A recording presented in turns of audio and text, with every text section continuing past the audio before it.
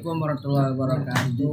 Halo semua, innal hamdalillah nahmaduhu wa nasta'inuhu wa nastaghfiruh wa na'udzubillahi min shururi anfusina min sayyiati a'malina may yahdihillahu fala mudilla lahu wa may yudhlil fala hadiya lahu. Asyhadu an la ilaha illallah wa asyhadu anna Muhammadar Rasulullah. Amma ba'd.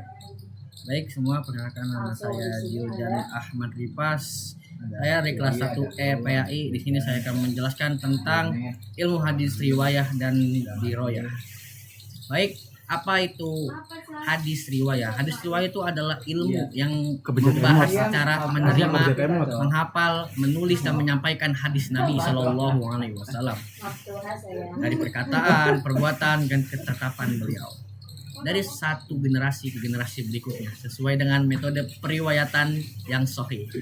Intinya, ilmu untuk menjaga dan menyampaikan teks hadis sebagaimana aslinya. Baik, lanjut. Itu ada hadis diroyah. Hadis diroyah adalah ilmu yang membahas penelitian, penilaian, dan pemahaman hadis dari segi sanad dan matan. Untuk mengetahui kualitas hadis sahih, hasan, dhaif, dan memahami makna serta hukumnya. Intinya, ilmu untuk menilai dan memahami hadis yang sudah diriwayatkan. Baik, sini ada fokus pembahasan hadis riwayah dan hadis diroyah. Fokus pembahasan hadis riwayah adalah cara menerima hadis dari guru atau periwayat. Kedua, cara menghafal dan menulis hadis supaya tidak berubah. Ketiga, cara menyampaikan hadis kepada orang lain sesuai adab periwayatan. Keempat, menjaga keaslian teks, sanad dan matan dari generasi ke generasi. Intinya, fokus pembahasan hadis riwayah adalah fokus pada proses transmisi atau periwayatan hadis. Terus selanjutnya tuh ada fokus pembahasan hadis riwayah, yaitu adalah menilai kualitas sanad, ketersambungan, keadilan dan hafalan perawi.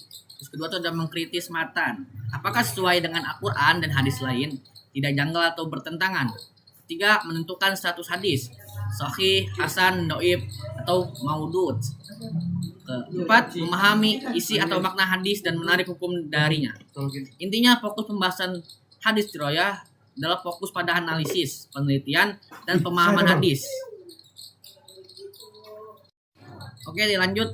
Selanjutnya ada manfaat dan tujuan hadis riwayah dan diroyah. Pertama itu ada manfaat hadis riwayah. Manfaat hadis riwayah itu ada menjaga hadis Nabi Rasulullah SAW agar tidak berubah atau hilang dari generasi ke generasi.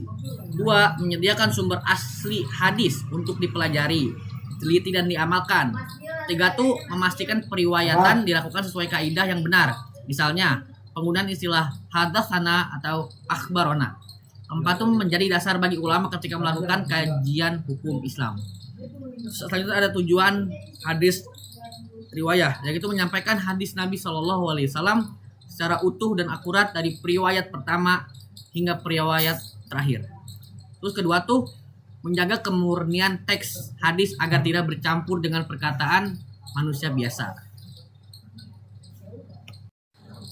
Terus selanjutnya tuh ada manfaat hadis diroyah, di mana manfaat hadis diroyah itu ada satu.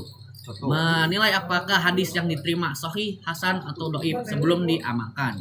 Kedua tuh menghindari penyalahgunaan hadis palsu atau maudhu dalam penetapan hukum. Tiga, memahami kandungan hadis dengan benar sehingga tuh tidak salah penafsirannya. Keempat, memberikan landasan yang kuat untuk pengambilan hukum Islam.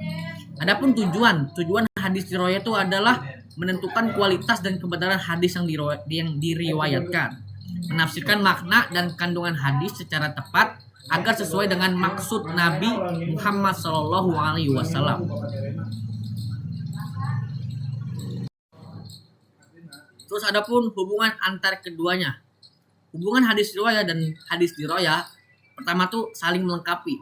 Nah, di mana hadis riwayah dan hadis riwayah itu menyediakan data mentah, teks atau sanad hadis. Hadis diroyah menilai dan memahami data tersebut. Tanpa riwayah, diroyah tidak punya bahan untuk dianalisis. Tanpa diroyah, riwayat tidak punya jaminan kualitas dan pemahaman yang benar.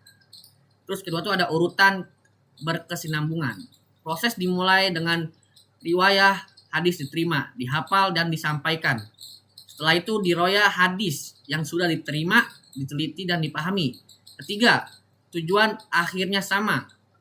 Keduanya sama-sama bertujuan menjaga kemurnian dan kebenaran hadis Nabi Muhammad SAW agar bisa diamalkan dengan benar oleh umat Islam. Keempat itu ada ibarat dua sisi mata uang. Riwayat itu menjaga teks hadis dan diroyat itu menjaga makna dan kualitas hadis. Tanpa salah satunya, pembelajaran hadis tidak akan sempurna. Baik, mungkin hanya sekian yang dapat saya sampaikan. Syukron katsiron ala kulli ihtimamikum wa itibaikum ya. Akhiran aku lakum wassalamualaikum warahmatullahi wabarakatuh.